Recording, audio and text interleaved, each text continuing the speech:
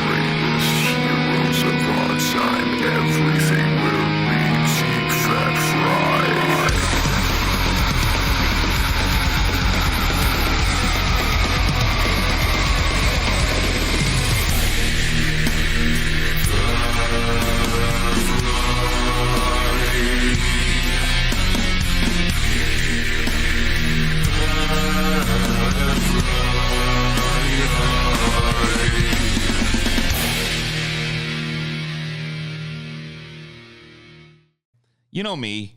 I love these extinct animals. I think you guys do too. We always have fun taking a look at these crazy fucks. Imagining. What is it you like so much about them? The fact that they're not around anymore. Like you just it kind of like captures the imagination. Like, wow, what if? Like,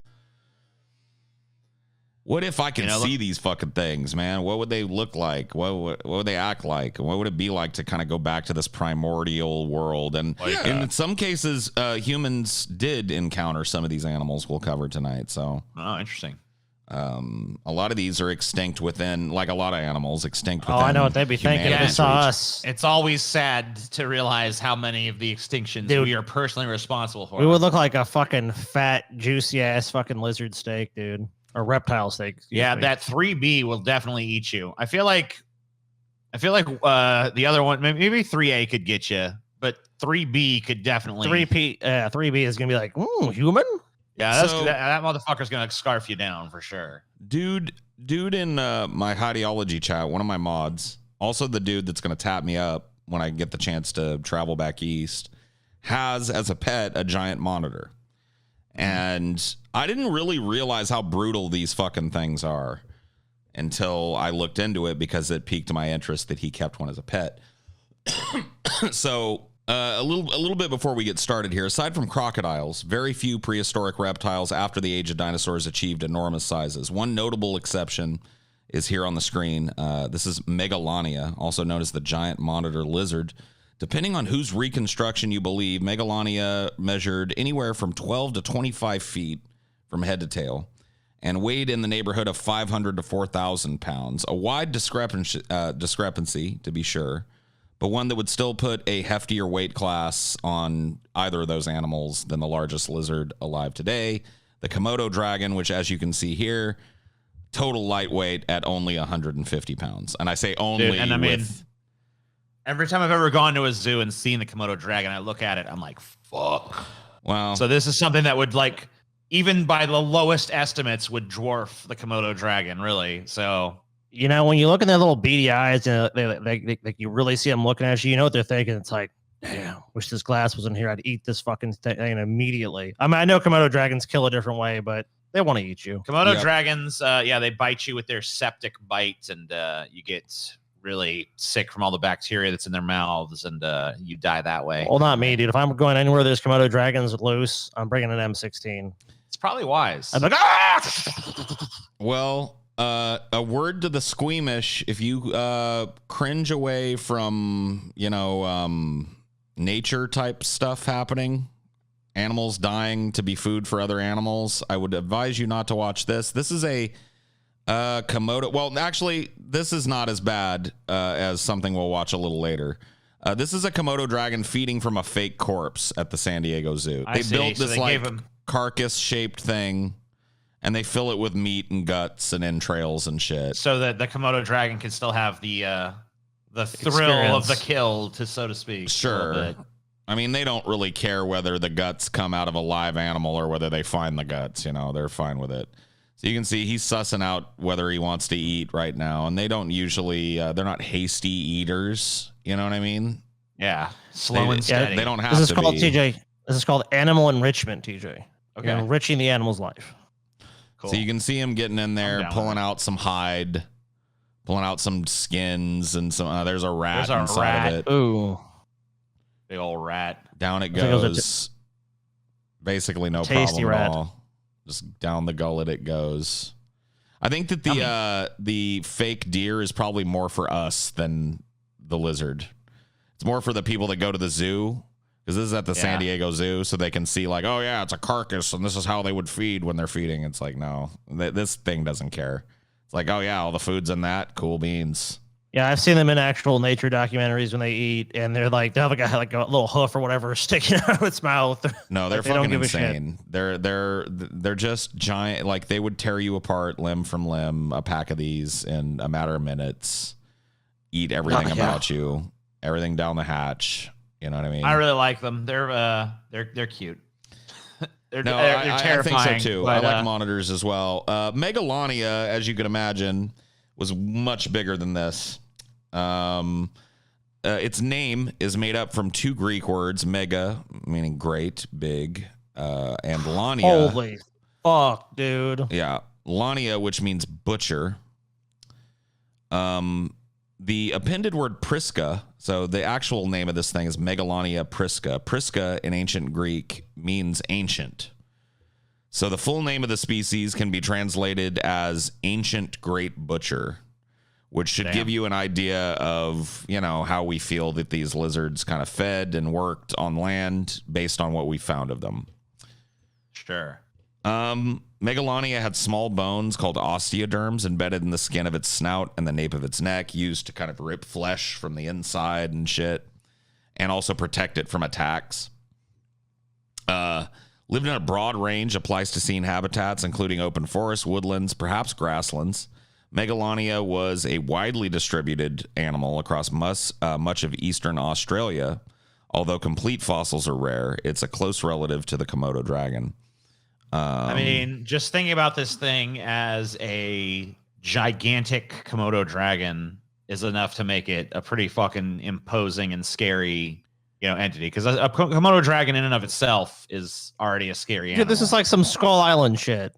Yeah. Hell no. Yeah. No, fuck, dude. This thing would eat you so quickly. And I mean, probably its big downfall, more than likely, was the fact that it was so large. Because I mean, there was definitely a time where all these animals got super big, and then that was just became a evolutionary disadvantage, and a lot of them died off. Yeah, there was like a whole thing in nature where it's like big, and then I guess some other part of nature came up with the counter to big, and then big was out. So Well, there may have been human beings that encountered these. The youngest fossil remains of giant monitor lizards in Australia date to around 50,000 years ago, about 10,000 years before the time that scientists agree that these animals went extinct. So the first indigenous settlers of Australia might have encountered Megalania, and if they did, they were almost certainly a factor in the extinction of the beasts.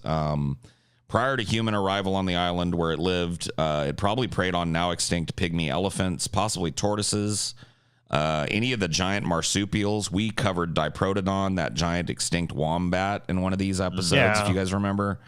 There was a Procoptodon, which was a giant short-faced kangaroo that it also probably fed on. So it was just basically an apex predator in its environment. It was the big bad fucking voodoo daddy of the forest. until it met us, and then we fucked its ass up. Right. 'Cause we got spears and shit.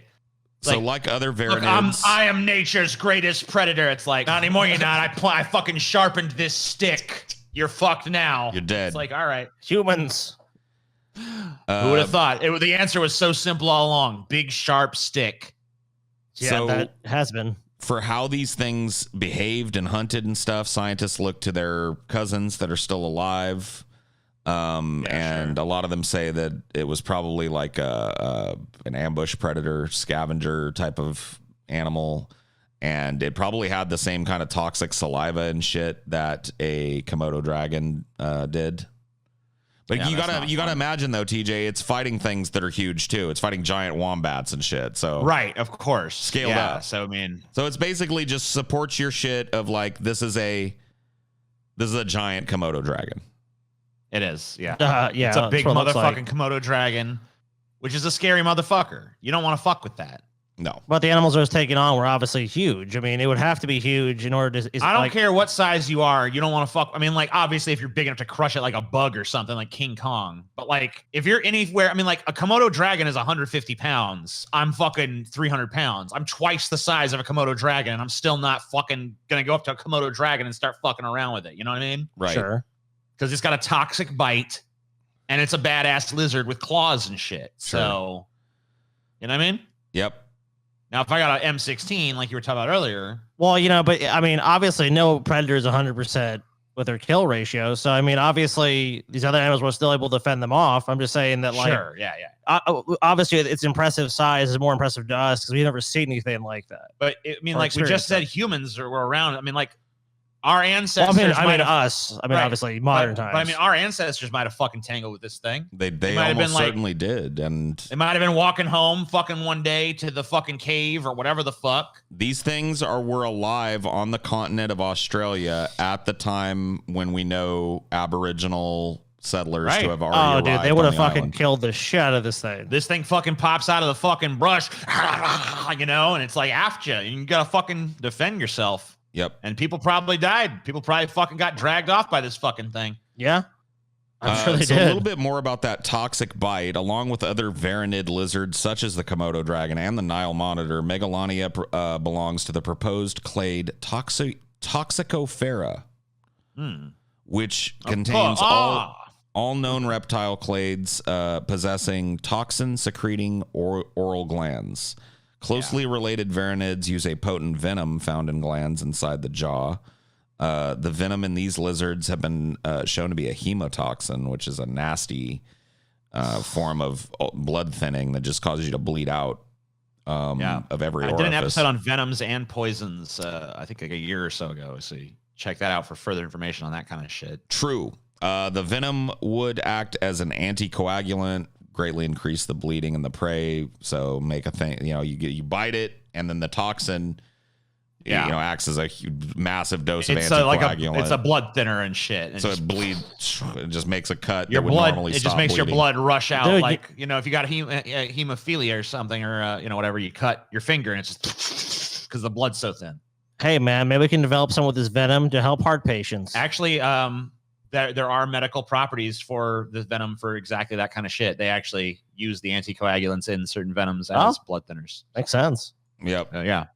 Nature does give us a lot of tools to work with. Now, of course, we don't know for sure whether or not Megalania that we're talking about here was venomous. You can't, because you can't tell it from a fucking bone. Right. Yeah, of course. And an incomplete skeletons and fossils to boot. Yeah. So it's just like, our best guess is that its closest cousin that we know about is toxic, and so it probably had something similar, or maybe a proto, an earlier version of that same. Yeah. One interesting fact about Megalania is that it is the largest identified lizard ever to have lived on the planet. Now, if that makes you do a double take, remember that Megalania technically belongs to the order Squamata, placing it on an entirely different branch of evolution than plus-sized prehistoric reptiles like dinosaurs, archosaurs, and theraspids. So, Komodo dragons they're lizards, right? They're lizards, yes. Right. Yes. So this makes sense. This thing's a fucking lizard. Right. And not a dinosaur. A lot of people think dinosaurs are just lizards, and they do share a common ancestor, but it's a different branch of the evolutionary tree. Right. They're not directly related to dinosaurs, and they're not classified by science as dinosaurs. Lizard and dinosaur are two different classifications in science. Sure. Like everything shares a common ancestor. You go far enough up the trunk. Yeah. Right. Yeah, we're all fucking related at the end of the day. So The tree of life, of course. Yeah. Of course. The diversity of life is except for massive. Scotty, he's being from fucking Krypton. and shit. So this sorry. is where the warning should come in for people that don't like gore and shit. This is a home-kept monitor lizard being fed some rats. It is brutal as motherfuck. I watched it, and it's pretty crazy. So It is just what it would naturally do. Oh man, that it wants it bad. oh yeah, he's hungry. yeah. He's a hungry Oh boy. yeah, let me rip this thing apart. Hungry hippo. Let me rip it apart. I think we actually played this video for one of my episodes recently too. Did we? Yeah, we did. It was what was that episode? It was the exotic pet nightmares episode. You're right. I didn't even fucking realize it when I pulled it. Well, Yeah. here you go again. It's relevant, We've found multiple excuses to play this. Oh man, you poor little motherfuckers. Yeah, These guys are sorry, dead. Oh, you guys are Ratatouille, but your so- ass is fucking grass, bro. No fucking Why do you Yeah. pick the black one? Whoa. racism, I guess. So I mean, you see this. It's like an alligator almost. It just fucking grabs and thrashes until the animal So is the dead. alligator likes to do a death spin or whatever 'Cause it's in the It likes to water, spin right? itself. But this is more like how a dog does it. Yeah, It's the fucking, shake. "Grrr." I mean, And it's that's just basically brutal. just It's go a back brutal far- way go to back fucking far enough. die. Yeah. That's basically to snap the neck so that this thing dies, Yeah. so that he can eat it without any resistance. Yep. Which could be deadly. Yeah, especially if you swallow your prey. And like he's that. obviously Yeah. digging into it with his teeth as well. Of course, he's fucking killing it. I mean, it's So this, twitching and still fighting though, so it's actually still alive at this point. Yeah, this is a gruesome, long-lasting battle where this rat is like desperately trying to fucking survive. It's this, not gonna this make it. Lizard. No, This he's lizard is definitely- done. The lizard No, this- has done one. the rat is his fate is definitely sealed at this point. I mean, even if the lizard let him go, I seriously doubt he's surviving the injuries. that No, he's all sustained. cut to ribbons by them fucking sharp Yeah, well- teeth. Yeah, let's say the lizard just dies of a fucking heart attack right now. That rat is. It still looks like dead. the lizard has pretty much moved It's on dead to now. the So consumption phase. Down the hatch it goes. It's like, all right, you've stopped wriggling, so you That are little now- bit of blood in the bathtub, it would be a fucking immense amount of blood in a human. You know what I mean? Like, Oh yeah. so that the rat just basically died of blood loss and trauma. He's like, is that a rat? Yeah, he's like, is this also a rat? No, It's like, No, no, that is this a is loofah. not. This is not rat. That's a falafel, as Bill O'Reilly would say. yeah, it's a falafel. Yeah, I'm. This is kind of surprising how he's handling these things because that is generally not something you would do, You especially don't with want to play. snakes. I mean, like this guy is Yeah, very fucking familiar with these lizards, and may one day catch himself a real bad fucking Yeah. bite. Because I know a lot of people like even they're feeding snakes. I mean, like you switch, like you don't feed them in a normal spot. You don't put your hand in there because they will bite your fucking hand. I've seen it happen to people. It's like, Oh, "Let me yeah. just-" Well, a lot of these people who, especially we exotic pet people, they fucking delude themselves into thinking that they have this like very special relationship. And we talked about it before. The reptilian brain. I mean, in that monitor lizard's mind, it's like that's food. That could be, if it's a potential food source. I might bite the shit out of that. Yeah, I mean, like these, But he's so cute though. he is adorable. I like him. He's fucking. I like the adorable. lizard, but I mean, like you can like a lizard, but you have to realize You gotta respect the the animal. fundamental nature of what a lizard is. Yeah, You true have to have that. healthy respect, and I just don't feel like. I mean, I'm not saying he's a bad pet owner, but I don't think he has a healthy enough respect for what that animal can do. Well, At least- yeah, at least right it ain't now. a If he chunk out doesn't- of my arm that it's going to If he happen. doesn't Yeah. after seeing that, then At least I don't am know. not going to lose a finger to negligence, Guy These here. are actually my favorite lizards. I've actually, like we talked about it in your exotic pets episode, but I owned a fucking iguana for Yeah. a lot of years and had a really large bull iguana. Never had a skink since I was a little kid. My mom kept skinks. And these are cool little animals. I pulled a little video to kind of introduce you to a skink. This skink, by the way, is in the process of molting. So that's TJ will know what that is. I've been around reptiles before, but they're Oh, you're losing, making a- it's they're, they It's shed shedding a their layer skin of and skin, shit. yeah. TJ's skin's peeling from his summer. I thought you were making Yeah. a joke. No, he is also that too. I also am molting But at this yeah, time. a little Nova. But yeah, no. So you can see they're pretty fierce predators given the size of their prey here. And they do basically the same thing that monitor lizard does. You can see here a series of chewing bites with their little teeth until the prey stops kicking, and then down the hatch it goes.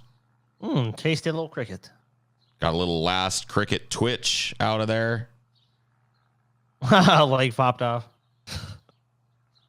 Yeah, I'll take care of that in a minute. And I love this about skinks as well. This is actually a conservationist. This is an endangered skink, so you can't actually have these as pets, but they've got a special permit to keep this skink for conservation purposes. But yeah, skinks are only like teenagers. They're only active at mealtime, and the rest of their day is just like chilling under a log somewhere. So yeah, I'm hungry. I was like, all right, I'll pop out. that's that. I like skinks. I feel that. So skinks are the world's most diverse lizards, flourishing in deserts, mountains, polar regions. Still, individual skink species are every bit as vulnerable to destruction as any type of animal, obviously, as is evidenced by the early 20th century disappearance of the Cape Verde giant skink. This is a picture of it here. Kyonia coctae. It's also known as cock-toes skink. The specific name coctae is in honor of French physician and zoologist Jean Theodore Cocteau. I think I've heard his name before.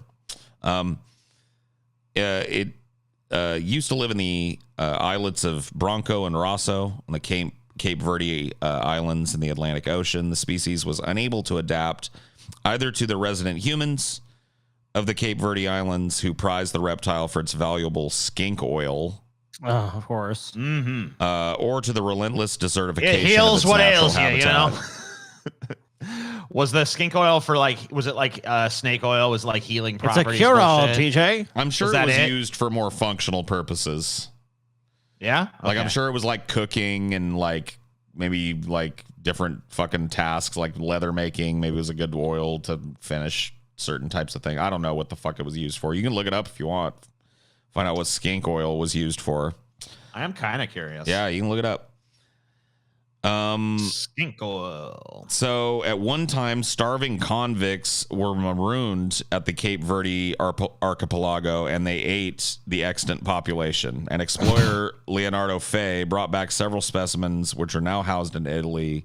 We're talking dead specimens and preserved. Subsequent. Well, I see it being used as penis enlarger. The first result is literally skink oil, penis enlarger oils. That's laughable. So I mean, it who would is. actually You're buy right. that? It is just some fucking where's snake where's oil that site, shit. TJ? This is it's on eBay. Okay, yeah, I'm not interested in it for any other reason. But Actually, just the good to second know. result is also for penis enlargement, and So it's like male fertility hokum. at least I don't know. Maybe it was being used for a different purpose at this time, but like everything I'm not. finding for it No, now no. is dick juice. This will make your dick hard. Well, Do you have And trouble big. below, Sonny? I've got the solution for you. Buy a bottle of me skink oil. You'll never have another worry in that Captain department. Woody's skink oil. You'll, Oh my God. you'll be as hard as a plank, TJ. this is a She functionally won't dead walk species. the plank, but she'll choke on it. It's like, all right. The last living examples of this species died in 1940. Bye. And that was it. They're Bump, gone. bump, bump. And another one bites the dust. I'm sure So humanity. this animal was super Nothing to do large for a skink. Adults could get like 13 inches, or for you fucking stupid metric bastards, 32 centimeters. What? And the cylindrical tail was as long as the head and body put together. So this is not a great reproduction of the animal here.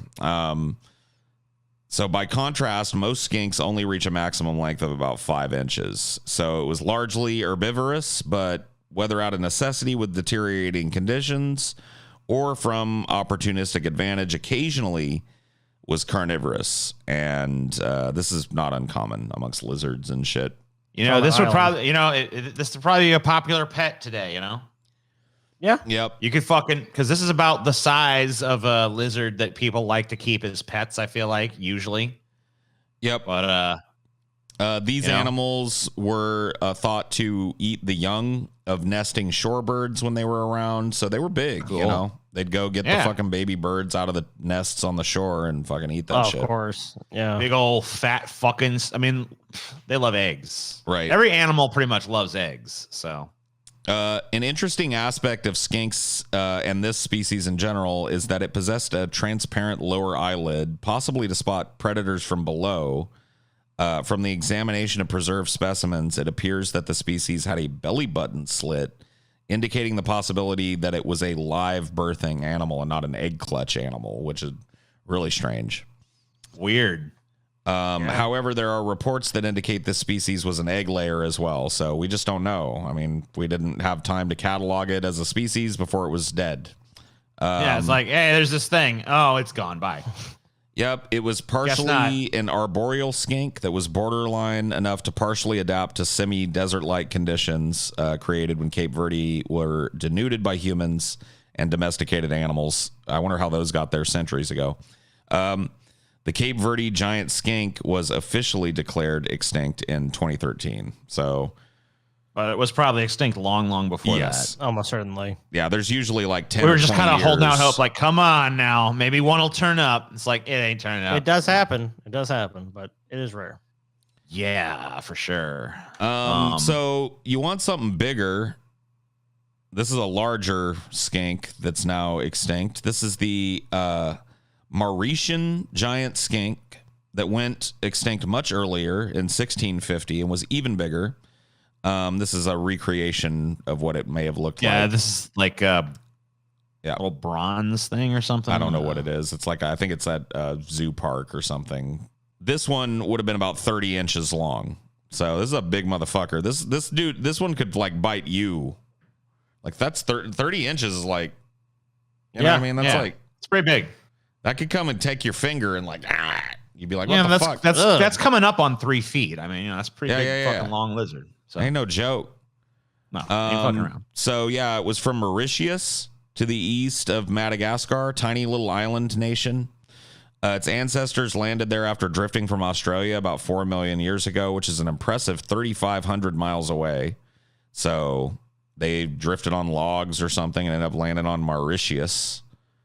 Yeah, a lot of time these little island critters, you know, they fucking get out there, they fucking establish dominance on the island, but like it's basically like once anything from the mainland comes that competes with them, they're usually fucked. Yeah, they're the most vulnerable of a lot of species because their ecosystem is so important and their place in it is so important that if anything impedes it, they die. And it's such a small ecosystem, so like, you know, if they got, you know, the more you have it, you know, and it's isolated more from fucking shit. So as soon as you start fucking putting humans and all the animals we bring, cats and shit, they need near ideal conditions to survive. Because, you know, like a cat's going to go and reproduce. A cat and a dog are all going to kill this fucking thing. Of Anything course. that you fucking bring this island is going to kill this fucking thing. People are Humans are going to kill it for habitat fucking food. destruction. We're going to fucking chop down its fucking habitat, build houses and fucking whatever the fuck else. So you would think so, but actually this skink went extinct for a different reason, TJ. Okay. It was damn cool. It was humans. Right. But what do we do? We brought non-native species and denuded the land of all the forests and wood that it needed to live in. Right. Okay. Well, that's exactly what was said. What I said. Yeah. Oh, okay. I got you. I'm like, wait, that's not different. It's called it. Yeah. I was trolling you. I got you. I get it now. Paul's like, I was really slow on that uptake. Sorry. It's called a joke. So those humans that did it this time, if you want to point the finger, were Portuguese and Dutch. They were settlers. I blame us all equally. The Mauritian giant skink was most likely an opportunistic omnivore, just like most of its brethren that fed on anything from small invertebrates, small lizards, and even fruits and plants. Its temperament was most likely very similar to that of modern ground skinks, and it was likely a very tame animal that had relatively no fear of humans, which probably played a huge part in its extinction. So that's one of the reasons I like skinks, is because I've run into a skink one time in my life up in the Sierras when I was panning for gold with my friend's dad. He was teaching us how to do it in a creek. Pan for gold, not do it, you sick-minded bastards. And he called us over and he was like, hey guys, come over here and look, it's a big old skink. And we went, and it was a big mountain skink. You know, to me as a kid it looked huge, but it was probably about yay big, and it was not freaked out by us at all. We could touch it. It was just a chill animal. And he was like, yeah, some people keep them as pets, and I've always wanted one as a pet because I think they'd be pretty chill to have. Oh yeah, sounds like it. So I might get a skink one day, maybe. Who knows? So let's move on, though, to something a little more ferocious. Now, I know I don't want to double dip here. If you guys will remember, in one of our extinct predators things that I've done in the past, we covered the Purosaurus here at the bottom, which is, technically by weight class, the biggest and baddest gator, if you want to take all that into account. But I feel like I kind of left a lot on the table with these other giant gators, because some of them, by reports, were even more ferocious than Purosaurus had to be. I don't think I gave enough attention to its other relatives. So let's take a look at a couple of these bad boys here. Okay. This is an ancient alligator ancestor, the Deinosuchus. Deinosuchus, an extinct genus of crocodilian related to the modern alligator that lived 82 to 73 million years ago during the late Cretaceous period. Name translates as terrible crocodile and is derived from the Greek dinos, terrible, and sukos, crocodile. And as you can see, no slouch. This is a big motherfucker. Look at that. Look how small the label is in comparison to this fucking thing. This thing was huge. I don't care how big the crocs down the bayou way is. This motherfucker would have ate them, In fact, almost certainly, as we'll hear, there's evidence that they did more than that. Specimens have been described from 10 U.S. states: Utah, Montana, Wyoming, New Mexico, New Jersey, Georgia, Alabama, Mississippi, Texas, and North Carolina. Although Deinosuchus was far larger than any modern crocodile or alligator, the largest adults were 39 feet in total length. That's double the size of a modern croc. So its overall appearance was pretty similar to a crocodile, despite its size. It's basically that's how these animals are. You know what I mean? The modern crocodile that you guys see. Did you guys see any, by the way? I know you recently went on bayou tour. Well, we have alligators here, which are technically not the same, I guess, as crocodiles, but different styles. I wanted. We were all looking for one because that's obviously one of the things you want to do if you're going to be out on the swamp. You want to see a fucking crocodile alligator, but we didn't see any. It was actually kind of one of the things that was I guess disappointing about the day. Day was still all right, but everyone wanted to see the fucking gator. They got tons right around here. I know, and it was crazy because we were out in the fucking deep marshes and shit. There's a local park I go to, and I see them all the time out there. Yeah, we saw places where it looked like they would be. We saw places where it was clear they had been, but we didn't actually see any. So too sneaky for you, I guess so. Oh, there was a few false alarms. I think that's one, but it's always a stick. It's a log or a stick, yeah. Yeah, because they basically, that's one of the ways they hunt is they kind of try to look like that. So they were there, TJ, watching. They were watching, serving, waiting. Deinosuchus is generally thought to have employed hunting tactics similar to those of modern crocodilians, ambushing dinosaurs and other terrestrial animals at the water's edge and then submerging them until they drowned. A 2014 study suggested that it would have been able to perform the death roll like modern crocodiles, but of course it's 39 feet long. So imagine the fucking power and terror behind that. Well, I mean, you got to think also about the power behind those jaws because, the crazy, you cannot escape that. That's just the bite you have force. To get like crowbars. And right. Even then, it's insane. And then something this size, you have to imagine the bite force is just so incredible. It crunches bone into dust. And then it rips off any limb that's grabbed, causing a horrible mortal wound to whatever animal just took the death roll. Yep. Yeah, these are things are OG. And you can see them now too. Obviously not these animals, but you can watch nature documentaries and they'll have crocodiles that wait in these rivers, in Africa and the Serengeti and shit. That's a big food source. So of course. And when you see that, I guarantee it wasn't just one of them either. So absolutely not. A feeding frenzy of these things is terrifying. And they hang out with their own kind. So scientists agree that Deinosuchus was probably capable of killing and eating large dinosaurs. Amazingly, the preserved fossils of two contemporaneous North American tyrannosaurs, Appalachiosaurus and Albertosaurus, bear clear evidence of Deinosuchus bite marks.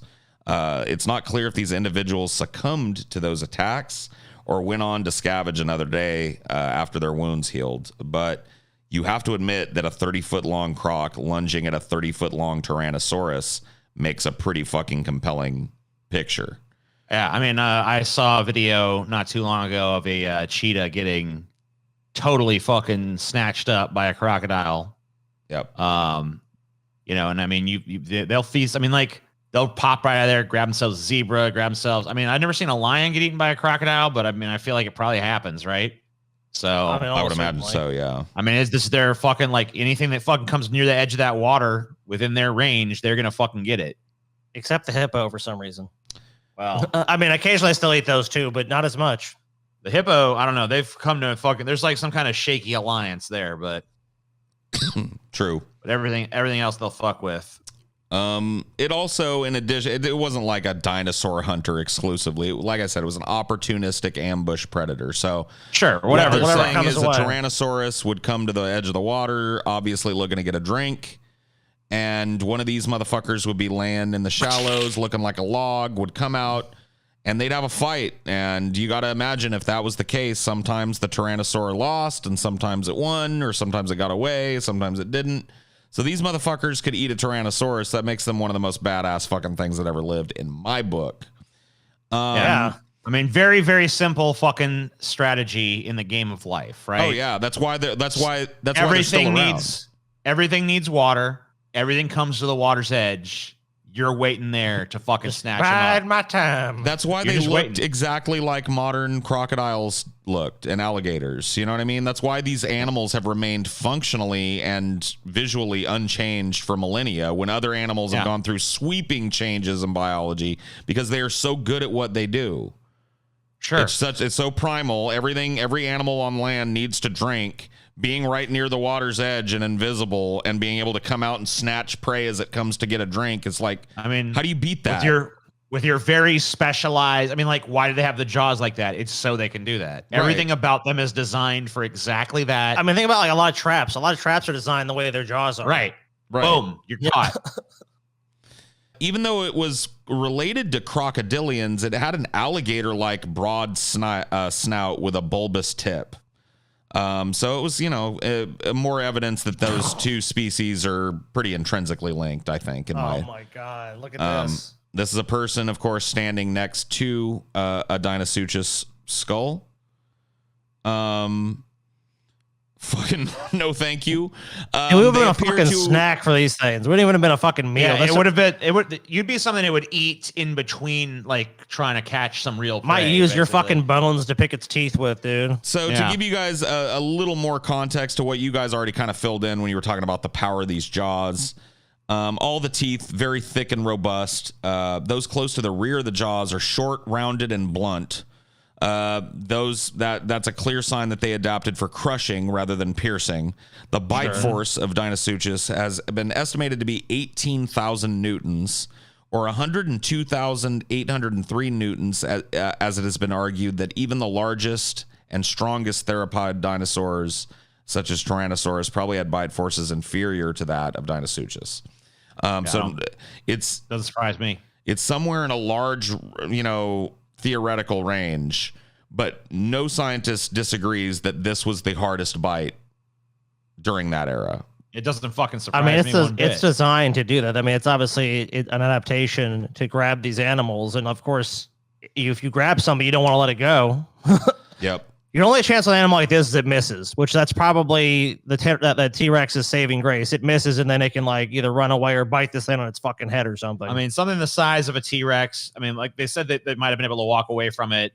I mean, like it's kind of like today, like a zebra gets bit by a fucking crocodile. It has some chance of escape, but it's slim, and you ain't walking away without some serious fucking injuries. Yeah, if it doesn't have an ideal grip on it, like if it barely gets it or something. If it fucking nicks you or it gets you in a fucking awkward way that you can kind of like worm your way out of a little bit. But like if it gets that nice direct fucking, I got you dead to rights, you ain't fucking escaping. Yeah, you've almost never seen an animal escape that unless it's just luck somehow. So, I mean, like you've seen the Gator Ranch people, the dudes that fucking stick their heads in the gator's mouth and shit for... and then every once in a while that trick doesn't work out. Yep. And when it does not work out, the gator guy by himself cannot pry that gator off his fucking head. A bunch of dudes have to run into the ring really quick.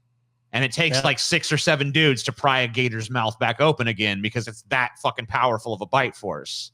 So it's instinct at that point too. It's like it's just hang on. That's all you have to do. I saw a gnarly ass video, dude. Guys stick his head in gators' mouths all the time for fucking money, of course, because that's like a trick you do because it excites the crowd for obvious fucking reasons. Yeah, the danger, of course. But he'd gotten too used to it. He'd lost respect for the animal. Forgot to wipe the sweat off his fucking brow, which is a major no-no in what you're doing, what he's doing. Sweat drop, fell into the gator's tongue. That's all it took to just trigger that boom, snap down fucking response. And it took fucking 6 dudes to pry that guy's head out of there. I don't think you could even help it. I mean, something like that, it's kind of like to you or I, like, just like you have a reflex. Like, it's a reflex in that animal. Like, something's in your mouth, bite. Yeah. So, the second that it touched that, it triggered that response, So this animal actually got bigger, according to the estimations of scientists. In 1999, it was estimated that it was between 8 to 10 meters. It's 26 to 33 feet. Weight range between 2.5 and 5 metric tons.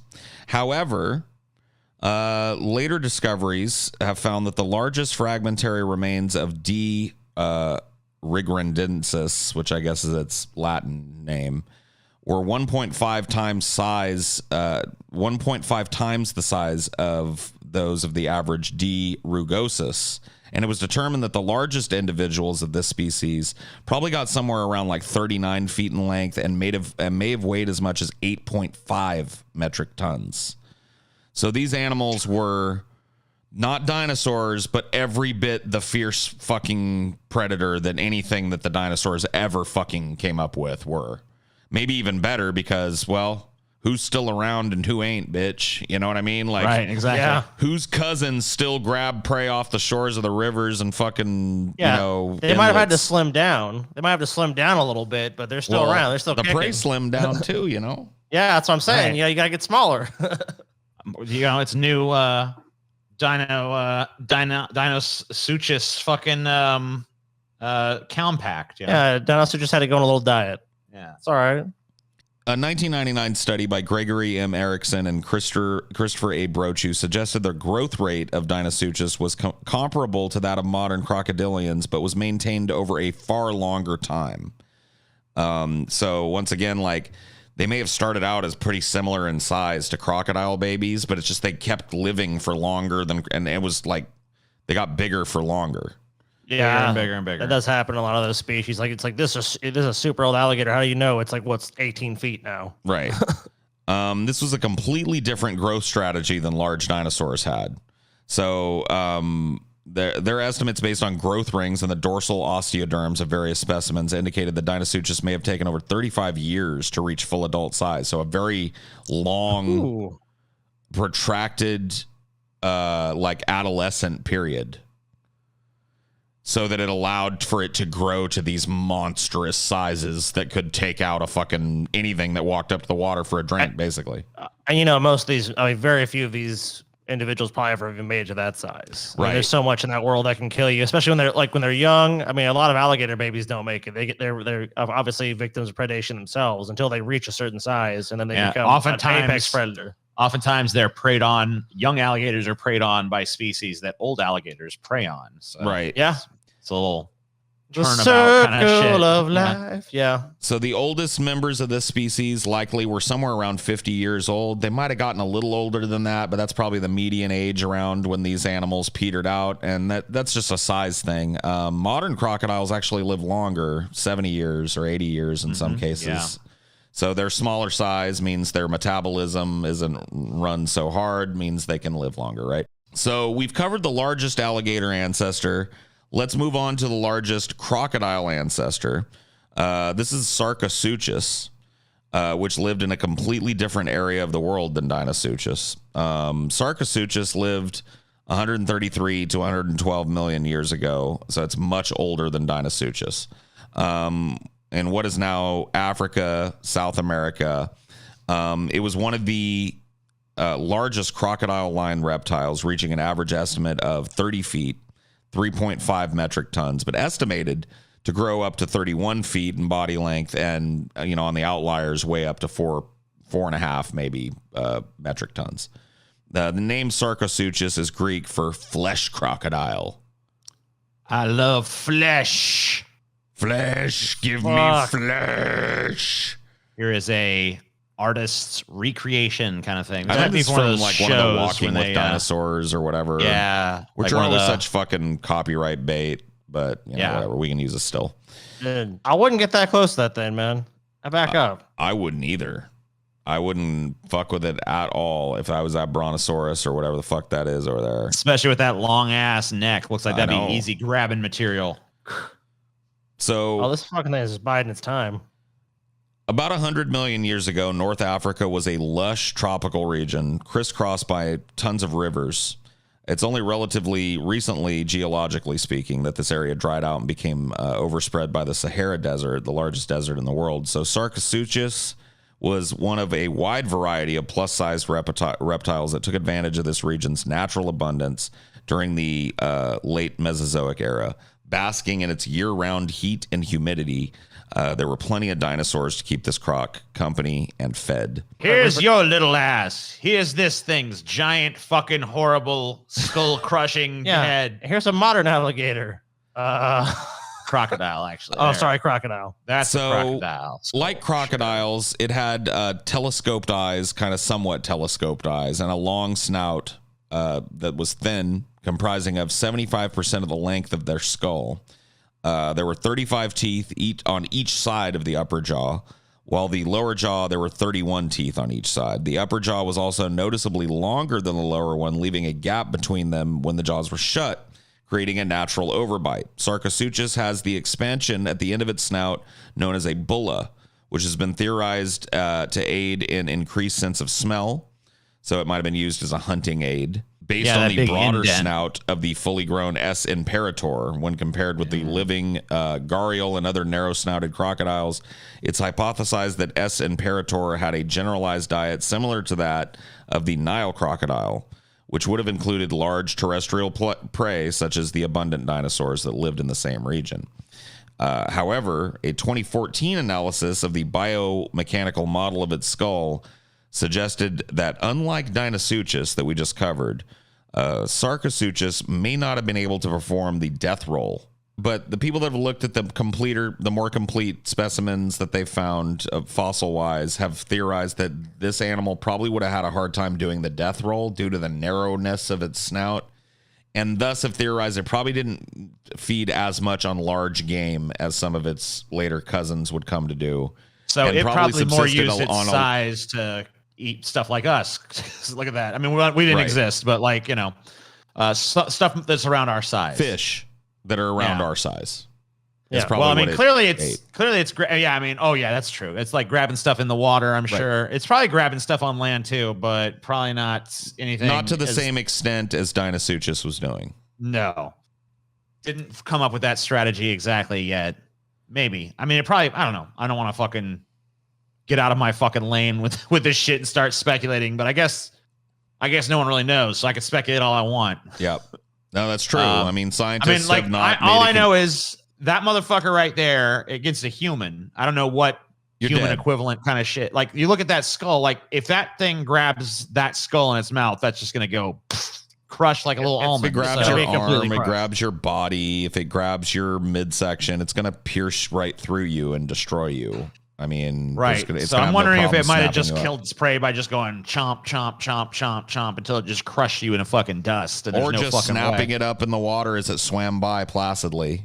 You know what I mean? Like these bigger fish that probably existed back then. Mm-hmm. Yeah. I mean, there's still some pretty big fucking fish. So. Oh yeah, for sure.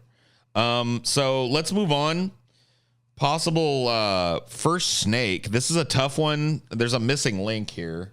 We don't exactly know what the first snake was, but this is our best guess based on what we've been able to discover in the fossil record. So basically just a lizard. I mean, like, I don't want to oversimplify, and I'm sure this is not taxonomically correct, but basically just a lizard whose limbs became more and more vestigial, sort of like you're not using these anymore. You're using this long slithery motion to propel yourself forth now. Hey, get out of here. Is it Corn Pop? No. Oh, it's Squex. That's my bro. What are you doing here? What's up, homie? Corn Pop's in here too, though. Oh, shit. Great. I've been cat invaded. You've been invaded, dude. They've seen all these fucking lizards and they want to taste. I've been cat invaded. Take the cat. It's a cat invasion. Throw the cat in the trash. Okay, sorry. Squeaks want to be a star. They're coming here to eat these lizards. Squeaks killed a snake one time. It's fucking Yeah, he badass. did. Remember, I did a ideology and I found it that morning. Yeah, that snake was like fucking 4. Was it 4 feet long? It was like 3 or 4 feet. 3 or 4 feet big, long, big, respectable length. Yeah, I held it up. I had that the Leatherman. I was like, let's just grab by its neck. It was like about 5 feet. Yeah, it was a fucking crazy snake. Motherfucker. Snake, he gets longer every fucking telling. It was 10 feet. Remember when Squeaks killed that anaconda? Saved John Voight. It's great. So this is Tetrapodophis ampleticus, the 4-legged hugging snake.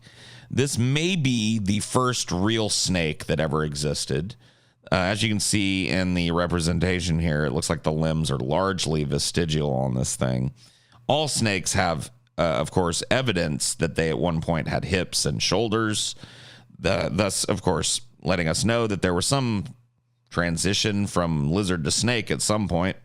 And this is the first animal that scientists theorize may have been the first modern snake as we know it. Cool. I like it. It's actually a hot topic in paleontology and in herpetology. It's been famously named the first and only snake with legs.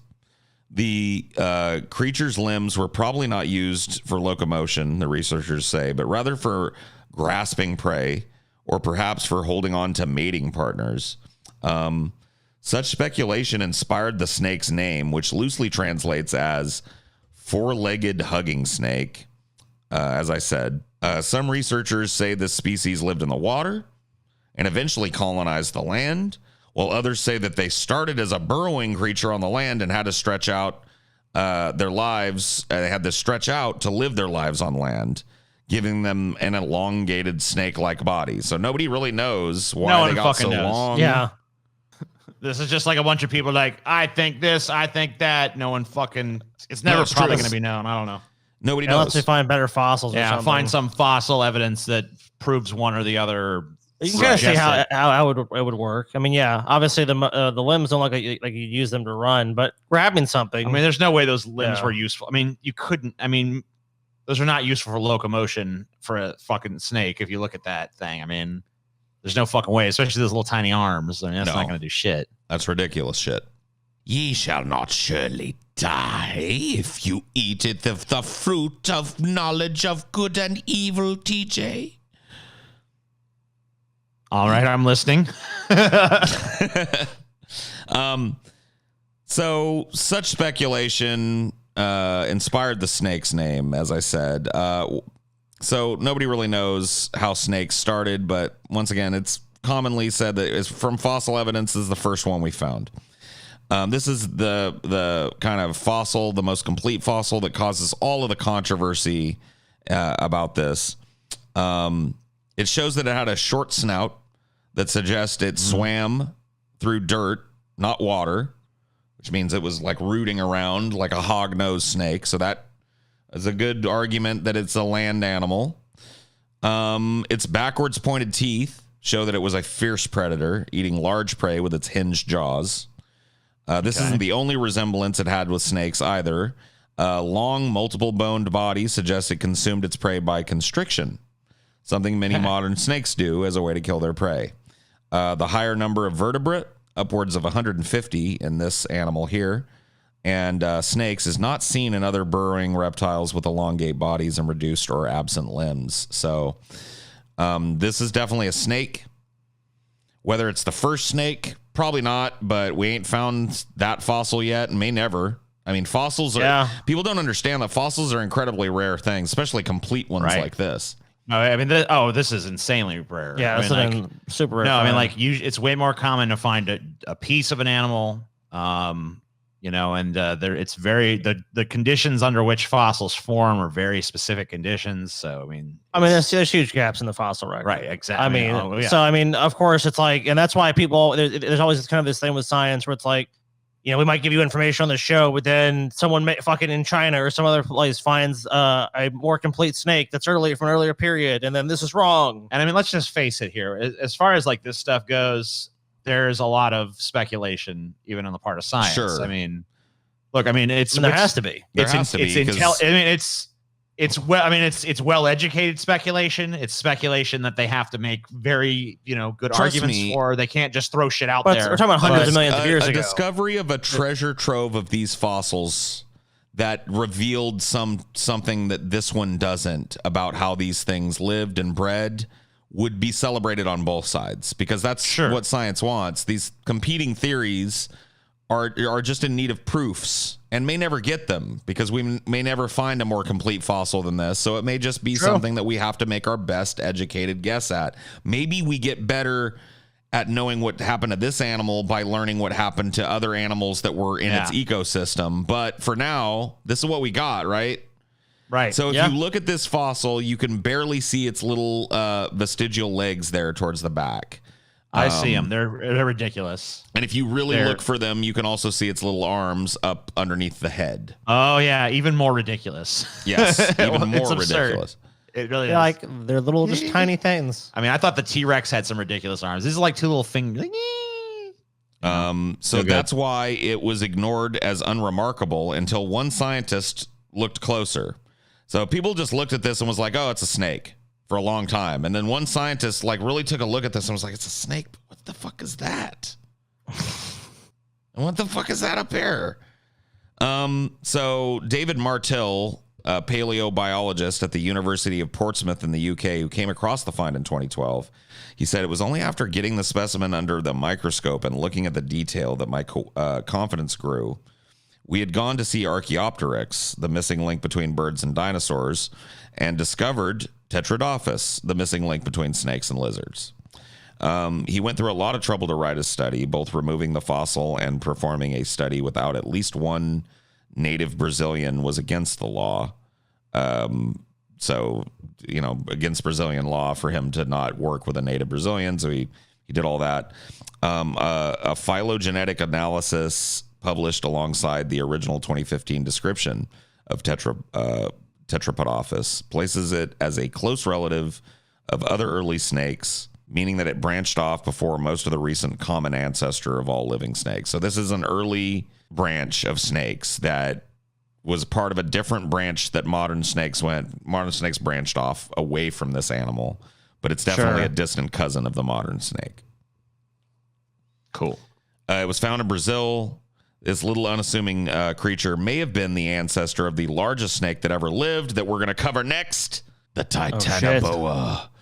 Dun, dun, dun, dun. Oh, hell no. Somebody call Ice Cube. It's the Titanoboa, and it's coming to theaters this fucking summer, 2024. Don't go fucking vote, because who cares about that shit? Titanoboa with Ice Cube.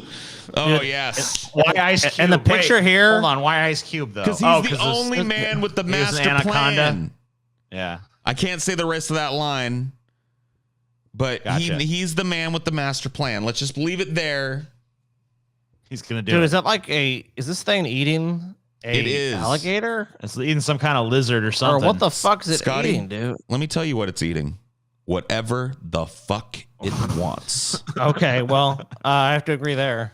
Yeah, no, I don't know I think it does look like it's supposed to be a gator. So Titanoboa is an extinct snake that lived during the Paleocene epoch, about 66 million to 56 million years ago, in what is now South America. Is considered to be the largest known member of the suborder Serpentis. It displaced the snake previously thought to be the largest, which was Gigantophis. Before this, for years, the 33-foot-long, 1,000-pound Gigantophis was hailed as the king of snakes. Then its reputation was eclipsed by the even bigger Titanoboa, which predated it by 40 million years. So not that the Gigantophis was less dangerous than its bigger predecessor. Paleontologists believe that this African snake made a regular meal of the distant elephant ancestor Moatherium. So big, giant, ancient elephants were eaten by the other snake. So let's not call it a pussy. Yeah. It's definitely no small potatoes, but it ain't no goddamn Titanoboa. Titanoboa. Dun, dun, dun. I love that music. What is that from? Because that's from something. It is from something. Dun, sounds like it's Cape Fear. Oh, you know what it's from? Cape Fear. Cape Fear. Scotty just said it. Cape Fear. Yeah. Scotty said it. Yeah. Cape Fear. All right, cool. That's the Cape Fear. I think both the remake and the original Cape Fear. I have not seen the original. Danny Elfman did the second. You've not seen either Cape Fear? No, I haven't seen the original. Oh, okay. The enormous serpent of legend thrived in the tropical jungles of South America some 5 million years after the extinction of the dinosaurs. Maybe it was the reason. Dun, dun, dun. What killed the dinosaurs, Scotty? Would it be the Ice Age? No. Wait a minute. No. Dun, dun. Yeah. The extinction of the dinosaurs left a huge, gigantic vacuum at the top of the food chain. Titanoboa gladly stepped up. This prehistoric species grew almost 50 feet in length, weighed as much as 2,500 pounds. That's as long as a semi-trailer that you see on the highways and about twice as heavy as a polar bear. Yeah, no thanks. That's a huge fucking animal. No, thank you. At its thickest point... I'm fine with that not happening. Yeah, me too. At its thickest point, Titanoboa was 3 feet wide, which is longer than a human arm. Most human arms. Some scientists think it killed by constricting and asphyxiating its prey, while others argue that though it looked like a constrictor, the resemblance that gave it its name, it behaved like an anaconda, lurking in the shadows, ambushing unsuspecting animals with a giant, stunning blow. I don't know which one is worse. All right, so being constricted by this thing, I think you just feel like you were just being crushed, dude. Well, I mean like, just look at, I mean, there's, yeah, I mean, you're going to be dust, but I mean, like, imagine also just like, I mean, if this thing fucking strikes at you the way like a rattlesnake or something, or I guess an anaconda does, then that's just going to be like, that's just a wrecking ball worth of force just crashing into you. Dude, this is like a video game boss comes up, it raises itself up, and it's like trying to kill you and shit, dude. Explosive. I mean, like, no, something that's that heavy, like something the weight of 2 polar bears springing at you with lightning speed. You're just gonna. It's like being hit by a fucking car. Yeah. Yep. You're done. So there's the next picture is a size comparison between an anaconda and a Titanoboa vertebrae. They look very similar structurally if you look at them. They do, yeah. But it was just a giant fucking anaconda. Basically, that's what they found out. No thanks. So that's why I said Ice Cube, because it's fucking anaconda, but to the nth degree, bro. Oh, to the nth degree. You know what I mean? We got to see is what's his name still alive? Fucking Jolie's dad? Yeah. John Voight? Yeah. He's still alive. He's back, dude. I don't care that he was killed. He's got to be like, never thought I'd see you back here. It's like, God damn, old man, I thought you was dead. Yeah. You thought a lot of things, didn't you? You know, fucking boom. Titanoboa. He did wink after the anaconda regurgitated him. So he did. He made it through, dude. So like maybe he just fucking crawled away from there, lived to fucking sleaze another day. So I know he said at the beginning of the movie, dude, like we have the most fearsome anaconda, like a bunch of human skulls around it and shit. Titanoboa just comes in. Yeah. Dead. You start with the anaconda, but then the Titanoboa fucking comes along and fucking just eats the anaconda in one little gulp, just like. So just and it's 50 feet long. So what? In our movie, the fucking Titanoboa is 150 feet long. I mean, you know, who knows? Like it's not far off. Titanoboa is twice as long, 4 times as heavy as the modern day anaconda. The largest specimens of which are about 25 feet from head to tail. We're talking anacondas and weigh about 500 pounds. Right. So the story of its reappearance began in 2002 when a student uncovered a fossilized leaf on a visit to the massive coal mine at Cerrejón in Colombia. They also uncovered a massive vertebra, a vertebra far too large to belong to any jungle serpent on record. It was an incredible find, and researchers immediately began combing the mines for more fragments of the jungle titan. Over the next few years, the team managed to uncover the remnants of 28 of the enormous serpents, and not one but 3 skull fragments, allowing them to piece together a full-scale replica of a snake so large and frightening that it left no doubt about its place in the new jungles of the world. South America recovered fairly quickly from plunging global temperatures in the wake of the KT extinction. That's the Ice Age. I'm sorry. The you want to handle it for me, Scotty? The what killed the dinosaurs? Wasn't it the meteorite? Was it the meteorite? Maybe I hit it. Was it the meteorite? Was it disease? It could be. When the giant meteor is believed to have struck the Yucatan, throwing up clouds of dust that obscured the sun and rendered dinosaurs extinct. During the Paleocene epoch, modern-day Peru and Colombia had tropical climates. Cold-blooded reptiles such as the Titanoboa tended to grow much larger in the high humidity. Think about that shit. I've been talking to you guys about how, global warming, dude. Is going up. Global warming. That just means giant snakes are fucking coming back. Dipshits. Prepare yourself for Titanoboa 2. Electric Boogaloo. Guys, let me tell you, in the jungles, the Amazon were burned down. Honestly, people don't really probably realize this. Those jungles were going to protect us from Titanoboa. It's like, and those natives there, they're fighting off like, you don't understand. Yeah, one day into the palm oil monocrop field slithers the fucking Titanoboa. Yep. To consume the locals and eventually work its way all the way up the ladder to Bolsonaro. So all and these the film ends with Bolsonaro going down the Titanoboa's gullet. If only we'd listened. Protect Mother Earth, bitch, or the Titanoboa's coming. So it was a water snake, like its cousin, the anaconda. Spent most of its time lounging around near or in the water and hunting in the water. No wonder people are scared of water. Awkward or impossible for it to live totally on land. It just was too big. Required too much energy to move on land and strike on land. You know what I mean? It needed the water. So it's definitely a water organism, not believed to be poisonous. Doesn't fucking need to be. Right. Most dull-colored snakes aren't. There's more recent evidence pointing to it being primarily a piscivore.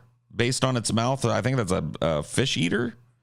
Based on its mouth shape, it might not have been the apex predator wrestling large game, but still intimidating to anything that got in its way, including one particularly large turtle. Dun dun! Oh shit! Motherfucker ate his Wheaties. He's ready. We've talked about some extinct turtles before too, but hey, we haven't talked about all of them. And this motherfucker, a contender in his own right, looks like you could fit a whole fucking football team on this motherfucker's back and have it march them to the game, bro. Think about that shit. Damn. During the same period and in the same time and place as Titanoboa, there was a large turtle called the Carbonimus. It's not the largest extinct turtle. We covered those as well in my previous episode. But it's interesting that it was discovered recently and almost certainly butted heads with the last animal that we just talked about, because once again, found in the same area, lived in the same time. Yeah, so there was definitely some kind of interaction between this guy and Titanoboa, right? Of course, they had to be. They lived in the same ecosystem. Right, so they had to have come to something. It's fitting, I guess, that the name Carbonimus starts with car because this Paleocene turtle was about the size of a small automobile, and considering its massive bulk and cold-blooded metabolism, probably didn't get very impressive speed. Well, turtles have never exactly been known for their speed. No. So, well, I mean, except for that one time that it beat the fuck out of the rabbit, the tortoise, and the hare. Yeah, well, that was because slow and steady wins the race, though. So That's true. Turtles have always lived by that credo. That is that So story is the credo of the fucking turtle. Win a race with a cheetah, so they're the fastest animal on the earth. Yeah. Well, they've had a pretty successful strategy. There's plenty of turtles still alive. And obviously, this one's extinct, but it's also very large, which, as we know, doesn't always benefit. I mean, it benefits you for a time, but times change, especially we're talking about the time scale of millions of years. That time seemed to be like the Paleocene, which we're not in anymore. So, So the Galapagos tortoise, which is the largest tortoise that is alive today, tips the scales at just under 1,000 pounds. They measure about 6 feet from head to tail. So Carbonemus weighed more than twice as much as a Galapagos tortoise, but it was also way longer. It was 10 feet long. You see how long this turtle is in comparison to like a Galapagos? Yeah, it's like a stretch limo turtle. It is. It's a fucking stretch limo of the tortoise. That's why I said, like, we needed to fucking preserve this animal and go back and get it so that we can ride it into battle in the coming fucking apocalypse. Charge! Boom, boom. No, you don't make it a charging animal, dude. You make it one of those fucking like siege animals where you got archers strapped to its back shooting up from the, and it just like moves slowly with the army, like that's what it's for. And then it gets up to the fucking gates and that's what it's for, yeah. And it goes, "Ooh, like God, we're tired of sneezing. Go away. Nothing matters." And the gates go. Dude, I love that. I love that character. What is it? Marla, the ancient one. Yeah, Marla, the ancient one, dude. The original OG turtle nihilist, dude. I love it. Dude, he's great. He is great. And this dude reminds me of Morla the ancient one. Go away! I love the way he fucking says that. It's like, fuck off a tree. He's like, you're gonna be destroyed, Morla. It's like, I don't give a fuck. Get out of here. I don't like sneezing. My favorite line from Morla was, "Don't you like Atreus really pouring on the sauce?" He's like, "Don't you care? Don't you care that everything's gonna live?" And fucking Morla just goes, "Ha ha ha ha. We don't even care whether or not we care."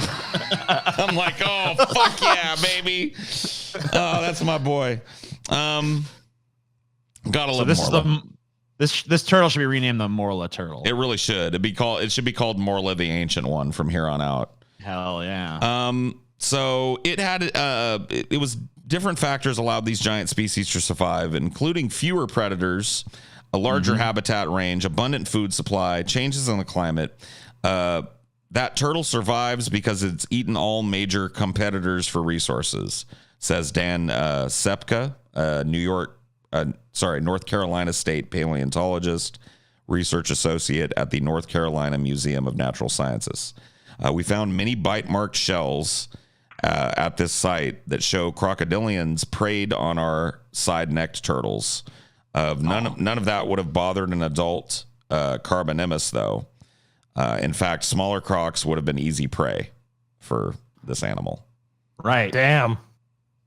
Okay. So he's too big for the bigger crocs to eat. And in fact, the smaller crocs are just like his little snacks. You gotta look, dude. You gotta get them when they're young.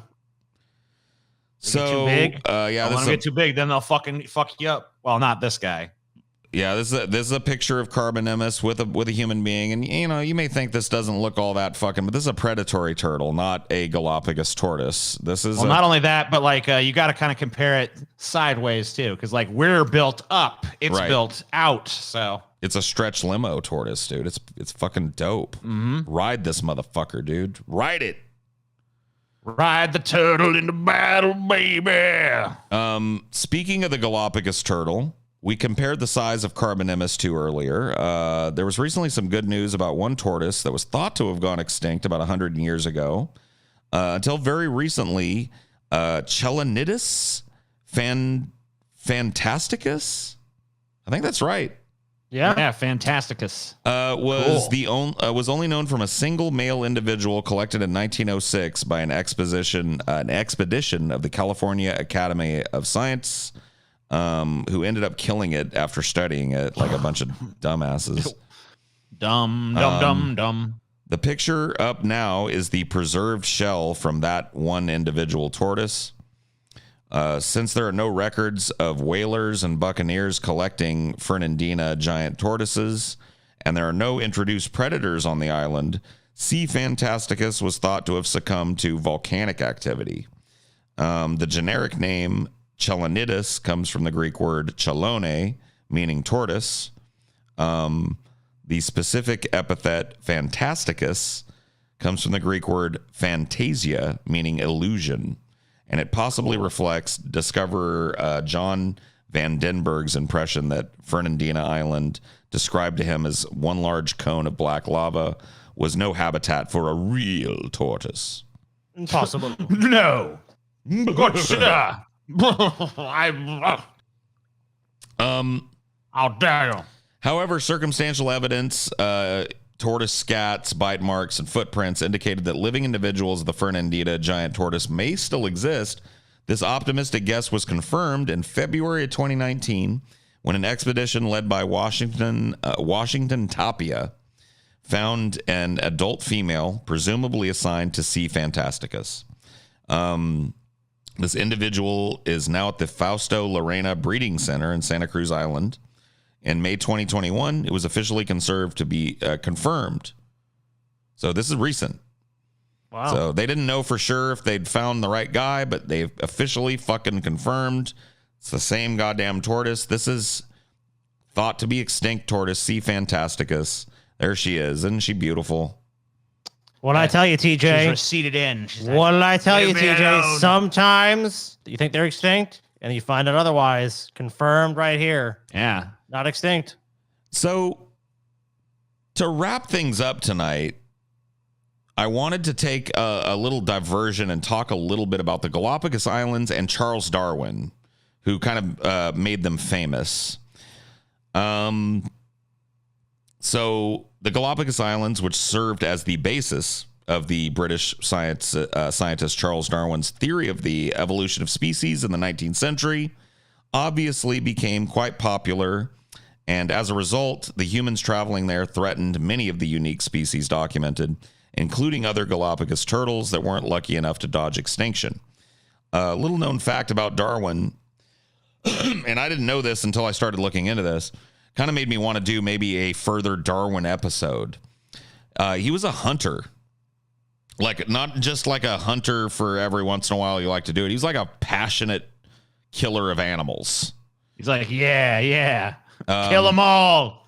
His passion for hunting was so great that Darwin even had much difficulty waiting until hunting season to stalk his prey.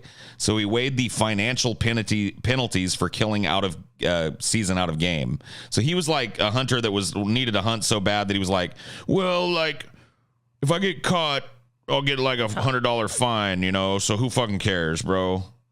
Yeah, I'll just pay it. Set a little money aside. They catch me, I'll pay the fine. No big deal. Which, as we know, the hunting seasons exist, so these animals have time to reproduce. Right. But Darwin's like, no, fuck that. I need to kill something bad. And he wanted to naturally select them, dude. Which I find it kind of hard to argue against. He said he considered ignoring the law since no common person or gamekeeper can demand your certificate without producing his own. So he's kind of like took the living man kind of stance there a little bit. I hunt the land and all this shit. Cool, gotcha. Right. So the next picture is the pistol that Darwin brought to his expedition in the Galapagos. He was also very aware that he had an obsession with shooting and killing animals, for he once said, I must have been half consciously ashamed of my zeal, for I tried to persuade myself that shooting was almost an intellectual employment. Right. So he felt he was able to admit later in his life that like he used to think like, oh yes, well, I'm shooting as a way to see what happens to the bullet, yes, and the animal. But he admits later in his life like, I just fucking liked killing shit. I liked shooting animals with guns. Bloodlust. Yeah. So Darwin even compiled an elaborate system to accurately record his numerous animal killings. The historian Brown concluded that his sporting ledger was emotionally as important to him as the shooting itself, indicating an obsession with similar to a murderer who notches his gun after every killing. Darwin's own father saw his obsession as a problem. He once said that Charles cared for nothing but shooting dogs and rat catching. And as a result, there's a comma between shooting and dogs. In that that's right. I just want to say nothing but shooting, comma, dogs. Yeah. Yeah, nothing but shooting, comma, dogs, comma, and rat catching. So maybe he didn't shoot dogs. He didn't shoot dogs right. I wanted them to stalk. Maybe he did though. I don't know, but he probably didn't this time, at least a couple times. And as a result, mostly overshadowed his bloodthirsty nature, and honestly, for good reason, considering how important evolutionary science is to this entire episode, and the scientific community at large, obviously, as it's vital to many different scientific disciplines. But just an interesting fact that I never knew about. Darwin. Not oft publicized. Interesting. Almost, gives you a little bit of a window into like a darker side of Darwin. Yeah, maybe he shot a Galapagos tortoise in the head because he wanted to, because there were so many of them on the beach. Like, God damn, there's plenty of them. He's like, I want to find hurt anything. Boom! He killed all the animals he could in Europe, and he's like, you know what? I gotta go somewhere else. I get a thrill. Look at that one. I've never seen one like that before. It's amazing, isn't it? What else gonna be when it dies? Yeah, kill it, study it, kill it. Yeah, let's study it after we kill it. It's just for science. Yeah, I gotta kill it for science. Well, gentlemen, look at it die. That's an episode. That's what I brought for you tonight. Thank you, Paul. I like this one. I didn't used to like reptiles very much, but after I was a reptile owner for a while, of course they grow on you. Yeah, the reptiles do grow on you, and you start to appreciate what they are, but don't fucking lose respect, because it is a reptile. And don't anthropomorphize them like you do with dogs because they don't have feelings like those animals do. It's not your kitty cat. It's not your puppy dog. No. But it has its own thing, and they've got their own groove, their own vibe. Yeah.